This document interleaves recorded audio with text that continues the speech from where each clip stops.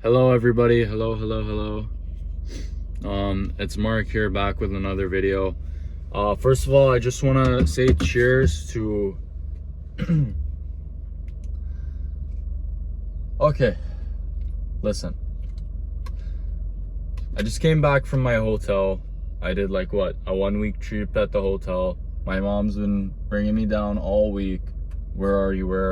I'm like, Mom, I went to the hotel. It's like, I'm sorry that you don't understand that I finally am starting to unlock financial freedom. That's not something that, if that's something that's unusual to you, I'm sorry, but you have to start getting used to it. You understand what I'm saying here? But to be honest, these hotels are kind of overrated. It's okay, you know, I went to the jacuzzi, whatever.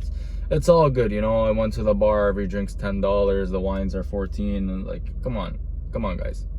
The bottle costs 14 at the grocery store. You want to charge me 14 for a glass of wine, and I have to tip you? Like, you know, it's you know, I'm sick and tired of this pestering, but it's okay. Like, you know, it's just one time. But like, guys, listen. Today might be a longer video. I just want to let you guys know I literally just bought an iPhone 13 Pro Max for you guys, so that you guys can enjoy videos. I paid almost $600 for it pre-owned. Here's my old phone. I'm not gonna sell it.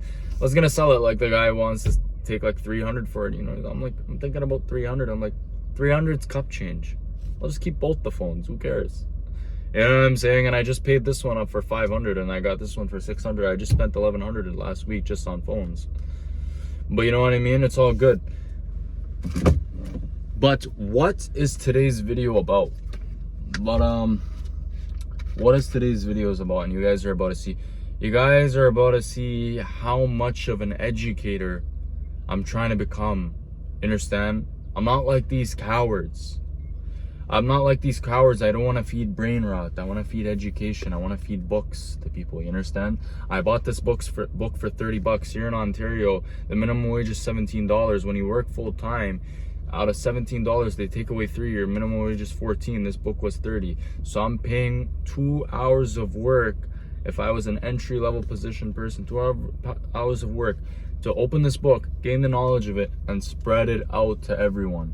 You understand what I'm saying? And like, I hate doing those references because I'm no longer a wagey. I don't really work. I don't really have a job. You know what I mean? I'm more of a net worth managing individual. I put my money into stocks, crypto, into projects such as this project right here and other projects. So I don't really need to keep making those references, but I'm making them to the people that are watching to show people, hey, I care about myself and I care about others, and I spend on myself, I spend on others. You know, I spend hundreds of dollars to promote my YouTube videos as advertisements, even though I don't sell any product, I don't sell anything, I sell myself. You understand?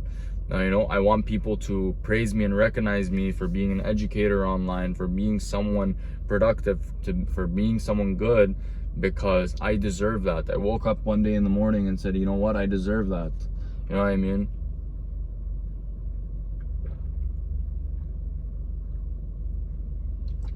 You know, I woke up one day in the morning, realized that no one's gonna know me, no one's gonna care about me. My friends are getting older, I'm getting older. Every time I talk to my friend and say, let's do something together, he's like, you know what, I'm just gonna, you know, I could go into detail about it, but it doesn't make sense. But basically what he says is like, I'm gonna do my own thing and you just do your own thing. And I'm like, you know what, I think you're right. I think you do your own thing, I do my own thing, because I see differently than what other people see. I have different vocabulary, I have different thoughts than what other people have. I have a different mindset. I've seen things differently. I see how people on the internet, how their lifestyles are, and how they're in Miami and Los Angeles and all these places, and how they continue to consistently afford a crazy lifestyle just off of their personal brand and their projects. And like, it strikes somewhat of a jealousy in me, because I know I could be doing the same thing, and I can do it in a way that's more productive. Today's video is about the introduction of psychology of money. Okay. You're gonna see me taking breaks and pauses in the video, and I hope you can bear with me, because my throat does eventually start to swell up. afterwards, after the fact of the video.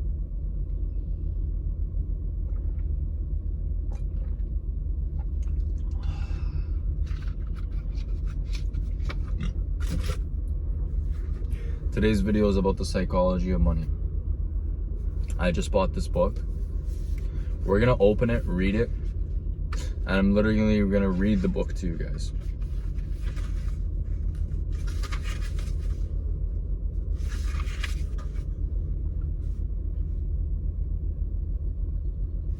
So there's an introduction here in this book. I think we're gonna skip the introduction and go to context number 1 on page 9, which is no one is crazy.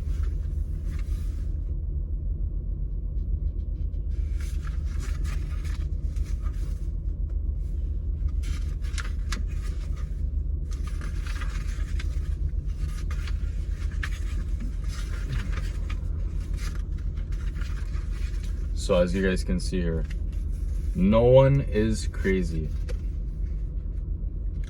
Your personal experiences with money make up maybe 0.0000001% of what's happened in the world. Okay, factual, that's true. But maybe 80% of how you think the world works.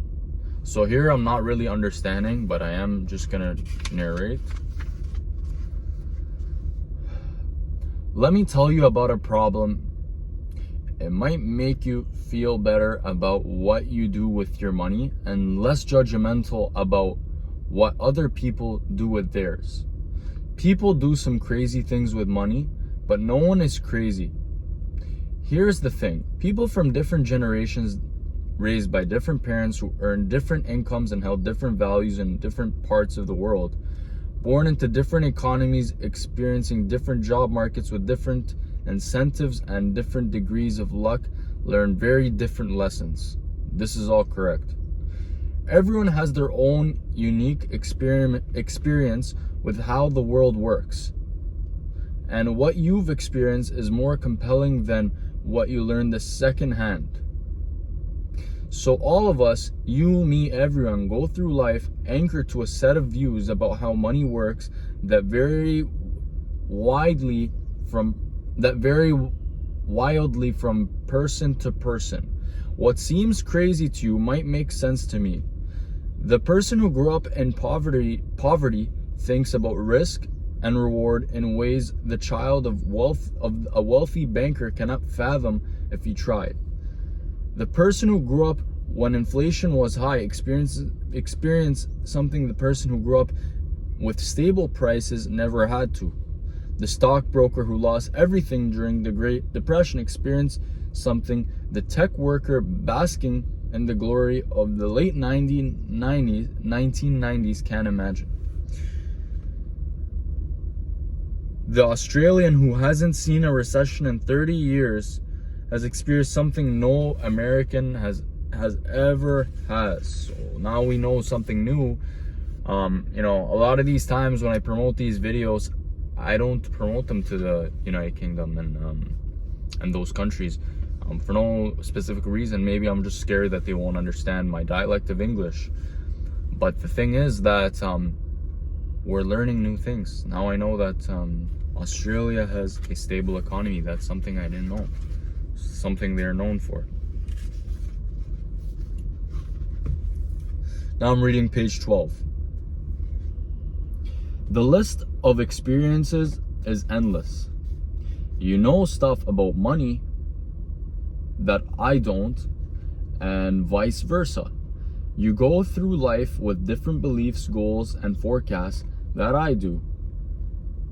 Yeah, that's not because one of us is smarter than the other or has better information. It's because we've had different lives shaped by different and equal persuasive experiences. Your personal experiences with money make up maybe 0.0001 of what happened in the world, but maybe 80% of how you think the world works. So equally, smart people can disagree about how and why recessions happen, how you should invest your money and what you should prioritize, how much risk you should take, so on and so on. In his book on the 1930s, America, Frederick Lewis Allen wrote that the Great Depression marked millions of Americans inwardly, that's my first time saying that word, for the rest of their lives. But there was a range of experiences.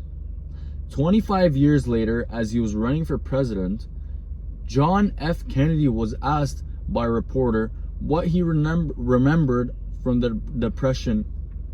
He remarked, "I have no first-hand knowledge of the Depression. My family had one of the great fortunes of the world. It was worth more than ever. We had bigger houses, more servants, we traveled more. About the only thing that I saw directly was when my father hired some extra gardeners just to give them a job so they could eat." So that's very generous. "I really did not learn about the Depression until I read about it in Harvard." Amazing. So you have to understand, this example comes here too, when we're like banks like TD Bank keep making these news reports about a recession coming. You need to wake up. Don't read these news articles. You need to focus on how to create your own economy for your own self. Okay? Because when I want to venture, when I want to experiment, every time the parent is always bringing up something that has to do with the media. Oh, there's war right now. Oh, gas prices are gonna go up. When I go tell my mom I want to trade in my BMW for a Porsche, and like, the reason why I tell her is because, to be honest, I don't know why I tell her. I'm not using her money. I'm not really using anything that has to do with her. But it's kind of out of respect, believe it or not. It's out of kind of respect, you know. I'm in their home still. You know, shelter is very expensive. I'm in my parents' home. I have no shame in admitting that. I have my own vehicles. I pay for my own things. I eat takeout foods and go to restaurants every day. So I have my own money. But when I make big purchases, I like to share with my parent. But when I share with my parents, like, oh, you're just gonna waste money. There's war going on. You need the money for rainy days. But she doesn't realize I'm trading in my car. For the reason that I'm looking for more networking. I'm looking for more reaction. Basically, I'm mediocre rich, trying to fit in with richer people so that they take me seriously. And that's something I've already experienced firsthand in different scenarios, such as bars, restaurants, casinos. You know, I don't get belittled in these places because of the way I dress and the way I talk. You understand? This is something that you have to understand. But anyway, let's move on. Give me 1 second, guys.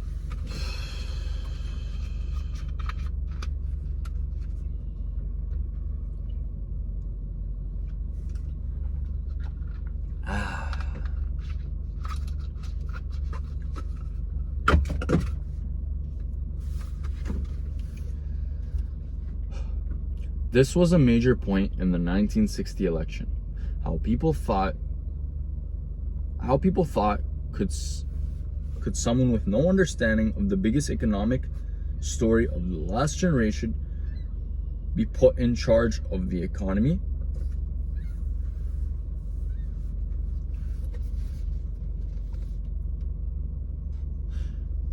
Sorry that I took that pause. It was, in many ways, overcome by JFK's experience in World War II. That was the other most widespread emotional experience of the previous generation, and something his primary opponent, Hubert Humphrey, didn't have. The challenge for us is that no amount of studying or open-mindedness, sorry, that's a tongue twister, but it's basically open mind, can genuinely recreate the power of fear and uncertainty. I'm gonna read page 13 and then I'm probably gonna end this video, guys. I hope that my reading is good enough where we can, once I put this video out there, we can start to create controversy. We can start to create a conversation in the comments. I could start to build a fan base of people that relate to me. And that's about it. But yeah. I can read about what it was like to lose everything during the Great Depression, but I don't have the emotional scars of those who actually experienced it. And the person who lived through it can't fathom why someone like me would come across complacent about things like owning stocks. We see the world through a different lens. So basically, people who went through a recession will say stocks are BS. People who went through the economic growth will say stocks are nice. Everybody has a different opinion, which is true. I don't know. So all this is the idea that no one's crazy regardless of what they do with their money, which I agree with.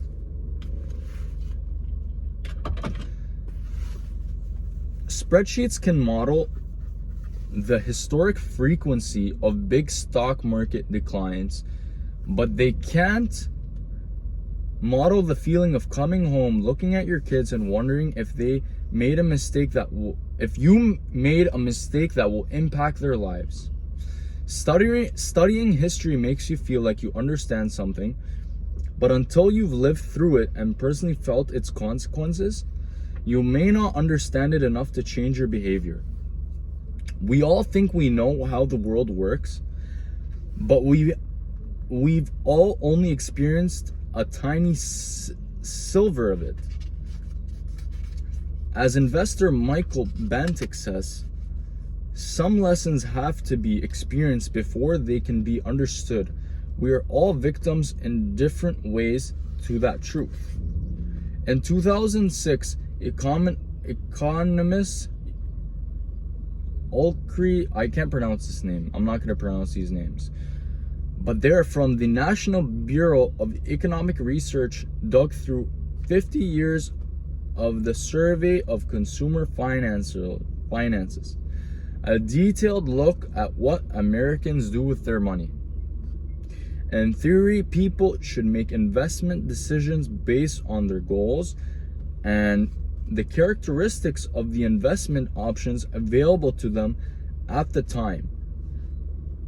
But that's not what people do. The economicist found that people's lifetime investments and decisions are heavily anchored to the experiences to those investors had their own generation, especially experiences early in their adult life.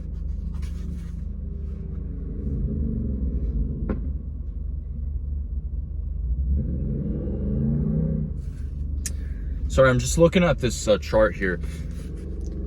So I'll explain it after as we go. So